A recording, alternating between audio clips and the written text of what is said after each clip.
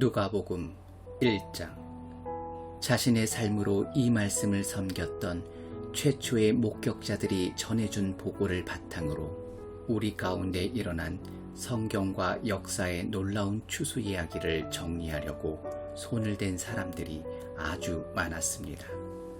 이야기의 발단부터 시작해 모든 보고를 아주 자세히 살펴본 나도 데오빌로 각하를 위해 모든 것을 상세하게 기록하기로 했습니다. 이로써 각하께서는 그동안 배운 것이 믿을 만한 것임을 확실히 알게 될 것입니다. 유대왕 헤롯이 다스리던 때에 아비야 반열에서 직무를 맡은 제사장이 있었다. 그의 이름은 사가랴였다. 그의 아내는 아론의 후손으로 이름은 엘리사벳이었다. 이들 부부는 주의하여 계명의 도를 지키고 하나님 앞에서 깨끗한 양심을 품고서 바르게 살았다. 그러나 엘리사벳이 임신을 할 수 없어 그들에게는 자식이 없었고 이미 나이도 많았다. 마침 사가랴가 자기 차례가 되어 하나님 앞에서 제사장 직무를 수행하고 있었는데 그가 하나님의 성소에 들어가 분향하는 일을 맡게 되었다. 그것은 평생 한 번 오는 일이었다. 분향 시간에 회중은 성전 바깥에 모여 기도하고 있었다. 그때 하나님의 천사가 예고도 없이 성소의 분향단 오른쪽에 나타났다. 사가랴는 두려워서 그 자리에 얼어붙었다. 천사가 그를 안심시켰다. 사가랴야, 두려워 마라. 하나님께서 내 기도를 들으셨다. 내 아내 엘리사벳이 아들을 낳을 것이다. 너는 그 이름을 요한이라고 하여라. 너는 기뻐서 사슴처럼 뛸 것이며 너뿐만 아니라 많은 사람들이 그의 출생을 즐거워할 것이다. 그는 하나님께 큰 인물이 될 것이다. 그는 포도주와 맥주를 마시지 않을 것이며 모태에서 나오는 순간부터 성령으로 충만할 것이다. 그는 이스라엘의 많은 아들, 딸들을 하나님께로 돌아오게 할 것이다. 그는 엘리야의 방식과 능력으로 하나님의 오심을 알리고 자녀를 향한 부모의 마음을 녹이며 완고한 회의론자들의 마음에 뜨거운 깨달음의 불이 타오르게 할 것이다. 그는 백성으로 하여금 하나님을 맞을 준비를 하게 할 것이다. 사가랴가 천사에게 말했다. 그 말씀을 믿으라는 말입니까? 나는 늙은 사람이고 내 아내도 늙었습니다. 그러자 천사가 말했다. 나는 하나님의 파수꾼 가브리엘이다. 나는 너에게 이 기쁜 소식을 전해주려고 특별히 보내심을 받았다. 그런데 내가 내 말을 믿지 않으니 내 아들이 태어나는 날까지 너는 말을 하지 못할 것이다. 내가 너에게 한 말은 하나님의 때가 되면 그대로 다 이루어질 것이다. 한편 사가랴를 기다리는 회중은 그가 성소 안에 왜 그렇게 오래 있는지 이상하게 여기며 조바심을 냈다. 사가랴가 밖으로 나와 말을 하지 못하자 그들은 그가 환상을 본 줄 알았다. 사가랴는 계속해서 말을 하지 못한 채 손짓으로 사람들에게 뜻을 전해야 했다. 제사장 직무 기간이 끝나자 사가랴는 집으로 돌아갔다. 얼마 후에 그의 아내 엘리사벳이 임신했다. 그녀는 아이를 갖게 된 것을 기뻐하며 5달 동안을 홀로 떨어져 지냈다. 그녀는 하나님께서 나의 딱한 처지를 이렇게 보상해 주시는구나 라고 말했다. 엘리사벳이 임신한 지 6달이 되었을 때 하나님께서 천사 가브리엘을 갈릴리 나사렛 동네에 다윗의 자손인 남자와 약혼한 한 처녀에게 보내셨다. 남자의 이름은 요셉이고 처녀의 이름은 마리아였다. 가브리엘이 들어가서 마리아에게 인사했다. 잘 있었느냐? 너는 하나님의 아름다움으로 안과 밖이 다 아름답구나. 하나님께서 너와 함께 하신다. 마리아는 크게 동요하며 그 인사에 감추어진 뜻이 무엇인지 궁금히 여겼다. 천사가 그녀를 안심시켰다. 마리아야, 조금도 두려워할 것 없다. 하나님께서 너에게 주시는 놀라운 선물이 있다. 내가 임신하여 아들을 낳을 것이니 그 이름을 예수라고 하여라. 그는 크게 되어 지극히 높으신 분의 아들이라 불릴 것이다. 주 하나님께서 그에게 그의 조상 다윗의 왕위를 주실 것이다. 그는 영원히 야곱의 집을 다스리고 그의 나라는 영원 무궁할 것이다. 마리아가 천사에게 말했다. 하지만 어떻게 그럴 수 있습니까? 나는 남자와 잠자리를 같이 한 적이 없습니다. 천사가 대답했다. 성령께서 내게 임하셔서 지극히 높으신 분의 능력이 내 위에 머물 것이다. 그러므로 내가 낳을 아기는 거룩하신 분, 하나님의 아들이라 불릴 것이다. 너는 내 사촌 엘리사벳이 늙은 나이에 아이를 가진 것을 알고 있느냐? 모두가 아이를 가질 수 없다고 하던 그녀가 임신한 지 6달이 되었다. 보아라, 하나님께는 불가능한 일이 없다. 마리아가 말했다. 이제야 모두 알겠습니다.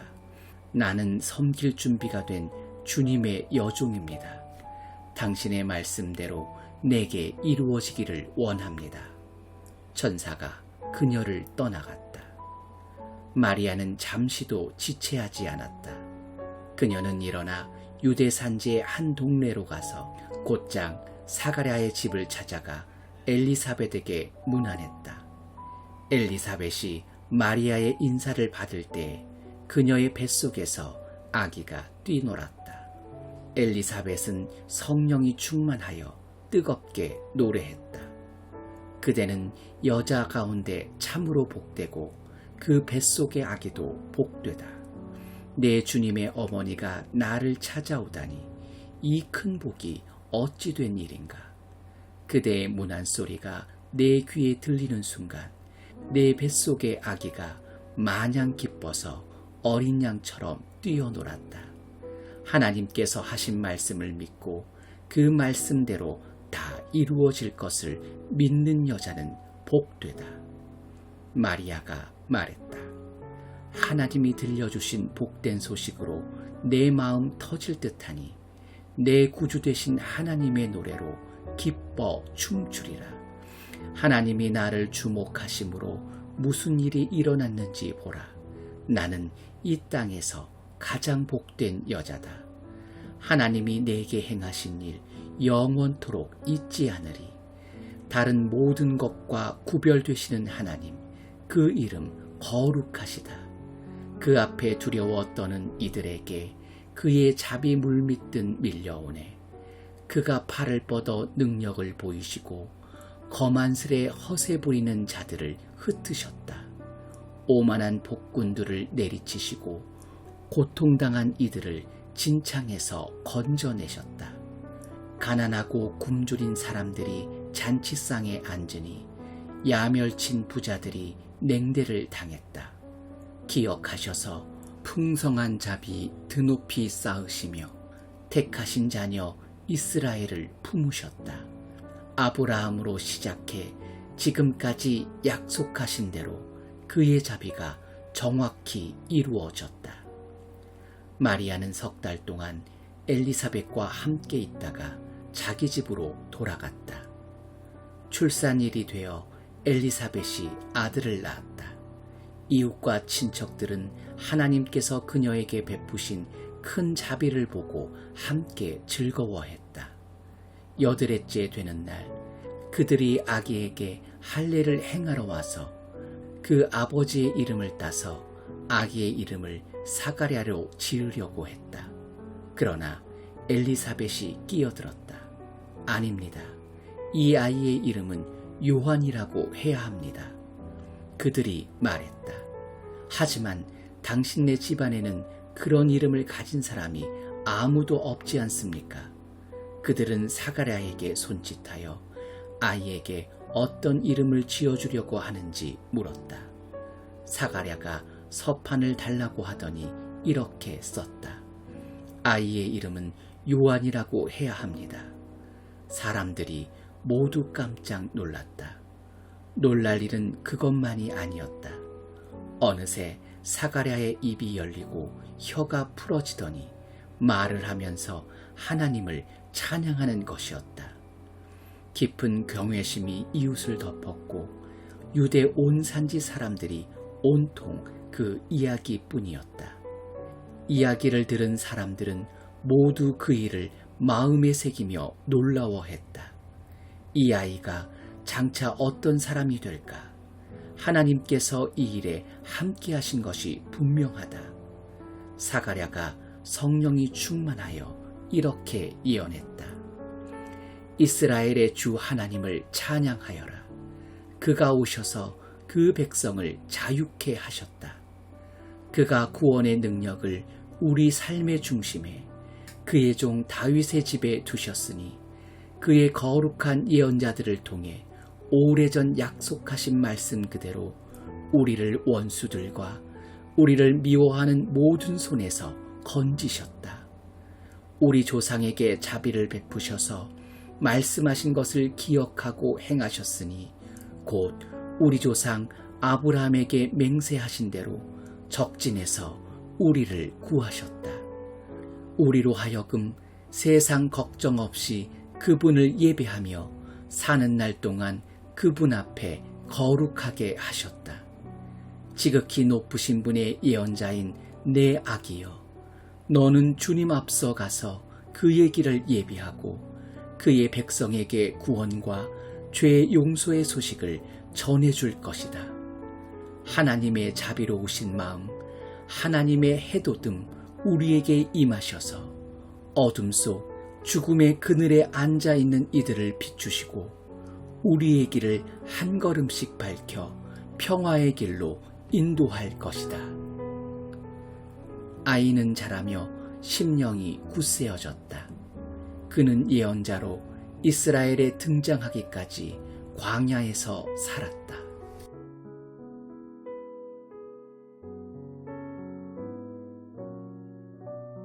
2장. 그 무렵 아우구스투스 황제가 명령을 내려 제국 전역에 인구조사를 실시하도록 했다. 이것은 구레뇨가 시리아 총독일 때 실시한 첫 인구조사였다. 모든 사람이 자기 조상의 고향으로 가서 조사를 받아야 했다. 요셉도 인구조사를 받으러 갈릴리 나사렛으로 가야 했다. 요셉은 약혼녀 마리아와 함께 갔는데 그녀는 임신 중이었다. 그들이 거기 머무는 동안 출산할 때가 되었다. 마리아는 첫 아들을 낳았다. 여관에 방이 없어서 그녀는 아기를 포대기에 싸서 구유에 뉘었다. 근처들에서 목자들이 밤을 새며 양떼를 지키고 있었다. 그때 갑자기 하나님의 천사가 그들 가운데 서고 하나님의 영광이 그들 주위를 두루 비추었다. 목자들은 두려워 떨었다. 천사가 말했다. 두려워하지 마라. 내가 여기 온 것은 온 세상 모든 사람을 위한 놀랍고 기쁜 사건을 알려주기 위해서다. 방금 다윗의 동네에 구주가 나셨으니 그는 메시아요 주님이시다. 너희는 가서 포대기에 싸여 구유에 뉘어 있는 아기를 찾아라. 어느새 어마어마한 천사 합창대가 나타나서 그 천사와 더불어 하나님을 찬양했다. 높은 하늘에서는 하나님께 영광, 땅에서는 그분을 기쁘시게 하는 모든 사람에게 평화. 천사 합창대가 하늘로 물러가자 목자들이 서로 의논했다. 어서 베들레헴으로 가서 하나님이 우리에게 계시해 주신 것을 우리 눈으로 직접 보자. 그들은 그곳을 떠나 한다름에 달려가서 마리아와 요셉과 구유에 누워있는 아기를 찾아냈다. 목자들은 두 눈으로 직접 보고 믿었다. 그들은 만나는 모든 사람에게 천사들이 그 아기에 대해 해준 말을 전했다. 목자들의 이야기를 들은 사람들은 모두 깊은 감명을 받았다. 마리아는 이 모든 것을 마음 깊이 간직해 두었다. 목자들은 보고 들은 모든 것으로 인해 하나님께 영광과 찬송을 돌리며 벅찬 가슴으로 돌아갔다. 정확히 자기들이 들은 그대로 되었던 것이다. 8회째 할례를 행할 날이 되어 아기의 이름을 예수라고 지었다. 이는 아기가 잉태되기 전에 천사가 전해준 이름이었다. 모세의 규정에 따라 정결 예식을 치를 날이 되자 마리아와 요셉은 아기를 데리고 예루살렘으로 올라갔다. 어머니의 태에서 처음 난 남자는 누구나 하나님께 거룩한 제물이 되어야 한다고 규정한 하나님의 율법에 따라 아기를 하나님께 바치려는 것이었다. 또한 하나님의 율법에 정한 대로 산비둘기 한 쌍이나 집비둘기 새끼 2마리를 희생제물로 드리려는 것이었다.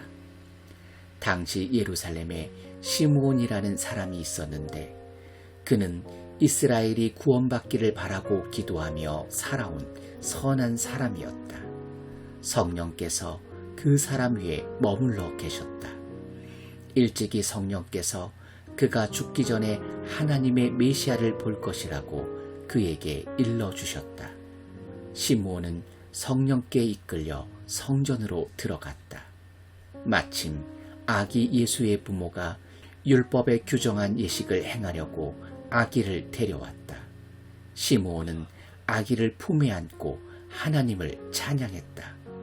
하나님, 이제 이 종을 놓아주시되 약속하신 대로 저를 평안히 놓아주셨습니다. 제 눈으로 주님의 구원을 보았고 모든 사람이 볼 수 있도록 밝히 드러났습니다. 이는 이방 나라들의 하나님을 계시하는 빛이요 주님의 백성 이스라엘에게는 영광입니다. 예수의 부모는 이 말에 놀라서 아무 말도 하지 못했다. 시므온이 그들을 축복하면서 어머니 마리아에게 말했다. 이 아기는 이스라엘 가운데 많은 사람들의 실패와 회복의 표이자 오해와 반대를 받을 인물, 당신의 마음을 칼로 찌를 고통입니다.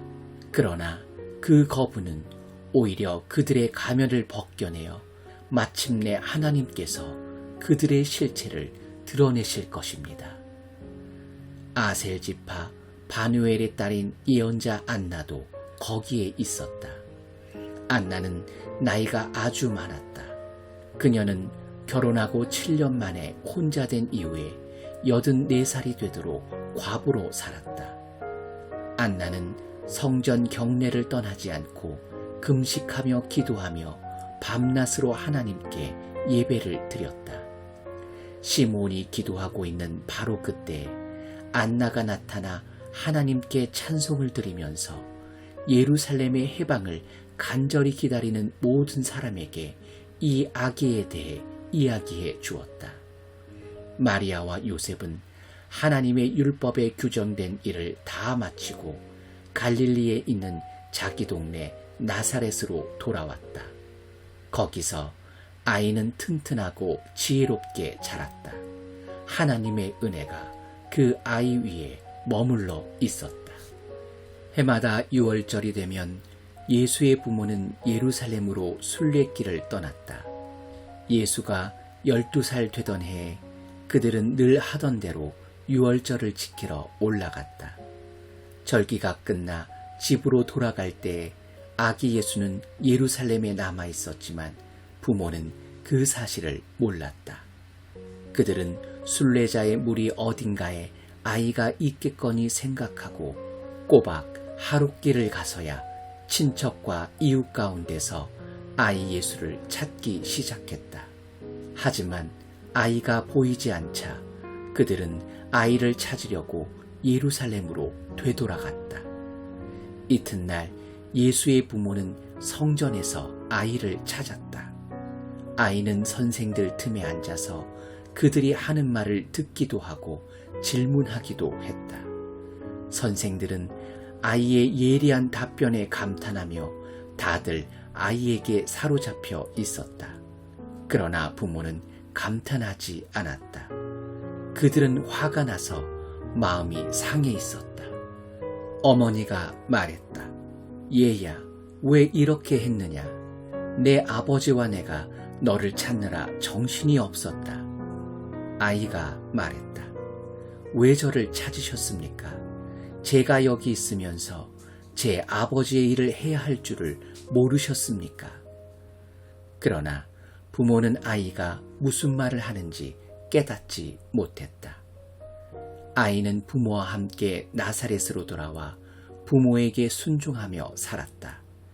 아이의 어머니는 이 일을 마음 깊이 간직해 두었다. 예수는 하나님과 사람들의 축복을 받으며 몸과 마음이 자라며 장성해 갔다.